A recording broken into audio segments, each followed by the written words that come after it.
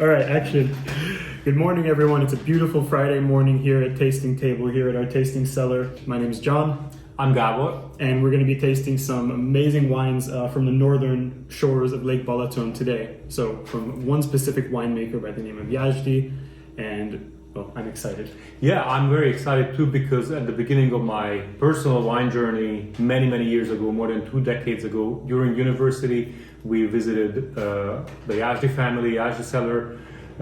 They were just starting and they have come a very long way ever since. And we have come a long way too. Absolutely, and actually, I've been living in Hungary for almost 10 years now, and this was one of my first experiences with amazing wines on the northern shore of Lake Balaton.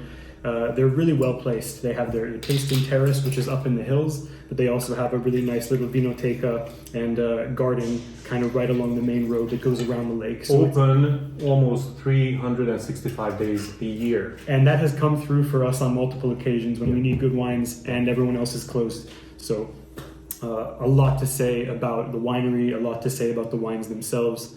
Let's get into it. Cheers. Good morning. So the Jásdi family has been making wine since 1999, so that means about a quarter century of winemaking. And of course, at the time, they were newcomers completely. But what was a huge advantage for them is the cellar that they were using for their storage and for their winemaking as well was built by the Bishop of Veszprém, which is a bigger city north of Lake Balaton. That was built in 1890, and he was also a huge proponent for both education and for, spreading viticulture. Don't forget the name, Ranolder. Yeah, the name of the guy was János Ranolder. We're going to come back to that because it's kind of relevant on 2 accounts. But anyway, that cellar that they've been using for winemaking, it's just one piece of the puzzle. So, yeah, and when you visit the Balaton area, the northern side of it, you will run into different kinds of buildings, dating back to the 18 and early 1900s that are named Ranolder because they were built by this bishop who really contributed a lot to architecture and gastronomy and wine in Balaton. Absolutely, and the family themselves, they've definitely contributed to the whole culture of winemaking in the Csopak subregion, because when we talk about Csopak, the village where they're coming from, this is part of a greater region that we refer to as Balatonfüred Csopak, little hyphen in the middle, and people usually think more of Balatonfüred because it's a bigger city, wider geographical area. Csopak is more of like the smaller town that's adjacent to it, but in my opinion has a lot of that charm that comes. And they are pretty much grown together. Yeah, absolutely. You can't really tell the 2 municipalities apart. Very anymore. difficult to tell them apart, but definitely Balatonfüred is a little bit more bustling, a little bit more active. Yeah, Csopak is more relaxed, more where like families go to just have a kind of chill holiday, beach time, we can say. Yeah, and another note on the family, they are newcomers to the wine industry.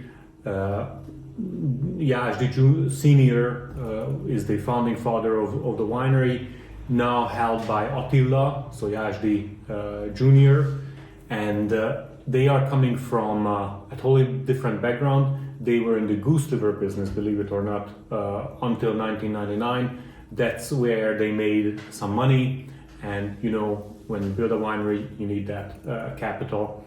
So that came from the goose liver business. They've made a huge influence on the entire region because nowadays they have a quite solidified what they call codex. Mm-hmm. So the Czopaki Codex, which is just this set of rules that applies for the winemaking in that sub-region. So now they're kind of breaking off on their own and as a sub-region making their own stance of what differentiates them from the nearby wine-producing areas. And just kind of a couple of things about that. What are the approved grape varieties that fall under this? So we see a lot of Olasz Riesling, which is pretty much what we're going to be trying today with this first one. And then also some Formint is allowed. So that's, of course, a Hungarian grape variety that needs no introduction, our best known and probably most loved white grape variety. And so they do have kind of 2 classifications of wine, what we call Hegybor, which is like hill wine, or basically you can think of it like village wine in the sense of like exactly. It's coming from the entire geographical area. And then they have Dülőbor, or let's say vineyard selection, single vineyard selections of, let's say, 1 level higher, 1 tier higher in terms of quality and in terms of overall complexity. Yeah, and we are starting with the Hegybor, so the, let's say, village wine, hill wine. This is almost entirely made of Olas Riesling grapes. 98% Olas Riesling, 2% Furmint. Olas Riesling is, well, not anymore, but it used to be Hungary's most common white grape. It used to be very important during the communist era. It's fairly early ripening, it's fairly easy growing, easy going, high yield variety. And in northern Balaton, especially Csopak, Balatonfüred, when I hear this name, I still associate it with Olas Riesling. Yeah, and actually Jásdi, when he came here to present these wines to us, he had a very funny kind of aside about the grape. He says that Olas Riesling is like a long-term healthy relationship. It's stable, it's consistent, you know what you're getting into, no big surprises. Usually, if you treat it right and you do everything you can on the viticultural side, it's consistently going to come back and give you those returns of good wines from year to year. It's not that temperamental as compared with other varieties. Yeah, on the other hand, it does show the terroir. So whatever rocks, soil you have in the vineyard, Olas Riesling will pull that to the surface because it's a neutral variety, like you said. So this one was made in stainless steel tank for the most part. A little bit of it was also aged in oak barrels, but when you actually smell it, this sort of smells like, and for the most part tastes like a wine made in stainless steel tank. So very fruity, as Olas Riesling can get, which in this case, in case of Olas Riesling, that's a lot of almonds, peach, chamomile, so herbaceous, fruity. A little bit of this typical like neutral notes, some orchard fruits like apple, a little bit of a citrusy, some light lemon, but it's really about that almond and green walnut, slightly nutty profile too. Definitely not aromatic and definitely not heavy or oaky, at least in the case of this one. So primarily fruity, a bit nutty, and definitely you're getting this like kind of flinty, kind of mineral thing going on in the background. And the other thing that I wanted to mention about it is that Jásdi, when he was here and giving the tasting, he highlighted that Olas Riesling, when you make wines in the sub-region, that Olas Riesling is going to bring the alcohol and kind of a little bit of the muscle to the wines. Furmint is bringing more of that structure, more of that acid, and they come together and they kind of highlight and cover each other. Okay, so let's move on to the big game, the big guns, and we're getting right back to that topic of Ranolder. Definitely, as the Bishop of Veszprém, he was an important figure towards the later half of the 19th century. His namesake is right here, the white blend Ranolder coming from Jásdi Winery. Yeah, so this is their top white. It's a barrel-aged wine aged in Hungarian oak for 7.5 months, I believe.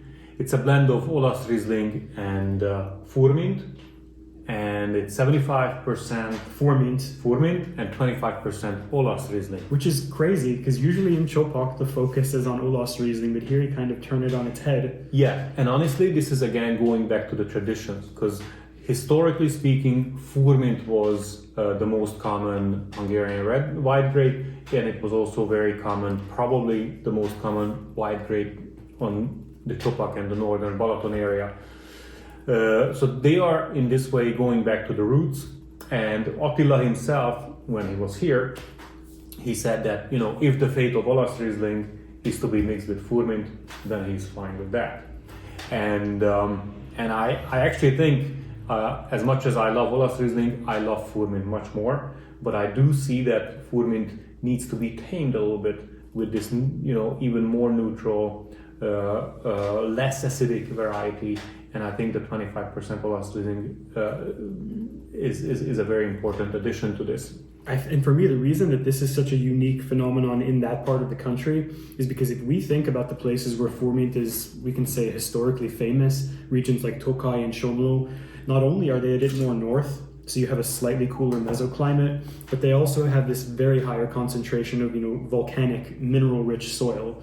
You do have quite mineral-rich soil, and even some patches of volcanic soil on the northern shore of the lake, but here we have a completely different set of circumstances, and so it kind of raises the question, what can we do to make Furmint kind of bring out the best from itself. And I think that's the reason historically why the blending was so successful and so prominent there. Exactly. No, this is much more mild than the For Furman sure. you would get from the Tokaj area, which is, I love those guys, but I love acidity. There's decent amount of acidity here, but very different, much less sharp than in a Tokaj Furman. It's much rounder. The finish is much more persistent. There's just a lot more going on here in terms of complexity. And I mean, in terms of how much was produced, like this one was just a little bit shy of 1,200 bottles, so 1,200 bottles. The Hegybor, that's in the I believe the tens of thousands. So Yeah.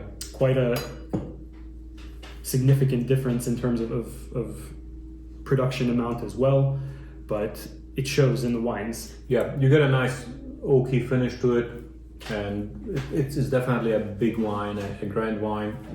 And surprisingly, the alcohol on that is only 13%. 13. Okay, 13, well, I would have thought much higher. Well, for a northern Balaton white wine, that's usually about as high as we get, unless we talk about some really big wines from like Balaton, for example. But 13% for a northern Balaton white, it's big enough. Definitely, no. This is an old classic label from the good old times of the turn of the century when Ranolder was actually living. And when I first saw it, early 2000s, it was to me sort of signaling, okay, we are again rediscovering, the traditions and going back to our roots in the winemaking. And I think this is my impression. This is, I think, what they are trying to say with this. Yeah. And the last thing I wanted to mention about that is it's actually a single vineyard wine. So we talked about the difference between Hegybor, Dulubor. So that's going to be the higher designation, the Dulubor or the vineyard selection.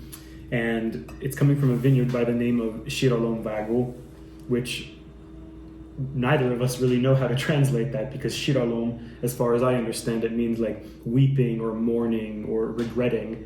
And then Vágó would mean, that which cuts through. So it cuts through the weeping, it cuts through the mourning. But you just explained it. It's a very depressing way to say that this wine is going to bring a smile to your face. Why didn't you lead with that? You should say that it's like the bringer of smiles, not the cutter of mourning. But anyway, it's a very poetic name for a very complex wine. Yeah. So I think that it gets the job done perfectly. Again, single vineyard selection, Síralom Vágó vineyard. Yeah, and you can see the two labels here next to each other. White, red, only the color is different, and we're gonna start focusing on the red now. So interestingly enough, we have the white Ranolder blend, we have the red Ranolder wine as well, and then what's going on here? Yeah, so this is our best selling and our favorite cheese, and guess what? It's called Ranolder. It's produced in the town of Sümeg, sort of north of the Balaton Hills. They are about an hour drive. These two locations where the grapes are from and where the cheese is made are about an hour drive away. And we've been working with this cheesemaker for 3, 4, 5 years now. And it's an aged cheese, and it reminds everybody of a Parmesan. Actually, I'm not going to run ahead. First, let's check out the wine. Thank you. Let's see. Cheers. God. That's And I haven't tasted it yet. No, but I mean, it's so beautiful. Harmony. Oh my lord. We talk about Cabernet Franc and its place in Hungary. We talk about the Wieland region. We talk about some of the amazing ones that are coming out of Eger in the north. But I feel like the topic of Balaton Cabernet Franc, for some reason, never comes up first and foremost. And I taste a wine like that, and I'm like, why not? On that northern shore of the lake, you're catching all of the sun, since we're in the northern hemisphere, and then it's also reflecting off of the face of the lake and shining up to the hills. So you have this kind of double warming or double sunshine effect that's going to let those grapes ripen up. And a variety like Cabernet Franc, it's not early ripening or late ripening, it's usually somewhere in the middle. If we would have Cabernet Sauvignon, for example, I'm not going to guarantee that it ripens up every vintage. So they picked a really good variety for that location, and I think the wine absolutely succeeds. A lot of warmth, totally ripe fruit, little chocolatiness, and a very good balance between everything, all of these.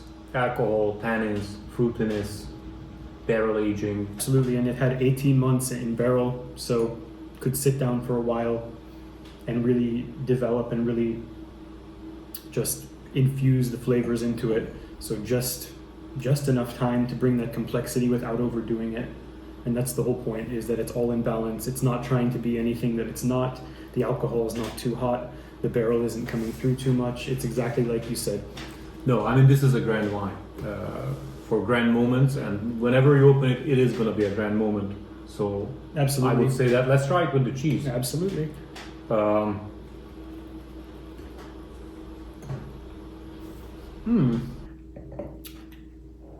That's wonderful, but to be honest, it also has me thinking that what if we would try to pair a cheese like this with the white Ranolder?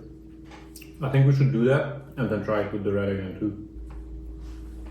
It works great. I think it works great with both. Easy to remember, Yeah. easy to know what to order. Give me all of the Ranolder you have, 3 R's. and the 3 R's, and you're going home very, very happy. Yeah. And I remember the first time I tried both of these, I was absolutely blown away. Yeah. And Yeah. that makes me really, really happy that not only are we going to be offering them in our tastings and in our shop over here and also in the EU web shop, but we're bringing these into the States as well. Yeah. So we can spread, the love of Jásdi and also of Ranolder all over the world. It's going to be a big win for anybody who loves great wine. Yeah, these wines are coming up in our US web shop. So in March, be on the lookout for it. The Jásdi wines, both of the Ranolders and the Hegybor. And don't forget, I mean, we're talking about tiny production, just over 1,000 bottles, just under 2,000 bottles, and we're bringing a couple of hundred bottles to the States. So there's not a whole lot of this wine at all. And by the time we get around to actually posting this video, it should be hitting just in time for the wines to be available for order. Absolutely. Keep an eye out for them. The selection is constantly growing and constantly improving, and this is exactly the step we needed to show people what amazing wines exist on the northern shore of Balaton, the Hungarian Sea. Thank you guys. Thank you guys very, very much. Check us out online. If you're living in the EU or in the UK, tastehungry.eu. If you're stateside, then tastehungry.us. And look for these Jásdi wines coming up. And if you have the chance, come visit us here. Tasting table. Right here. Brody Shandorutsa. We do wine tastings every day. But until then, Cheers. cheers To Ranolder. to Ranolder. It is freaking good.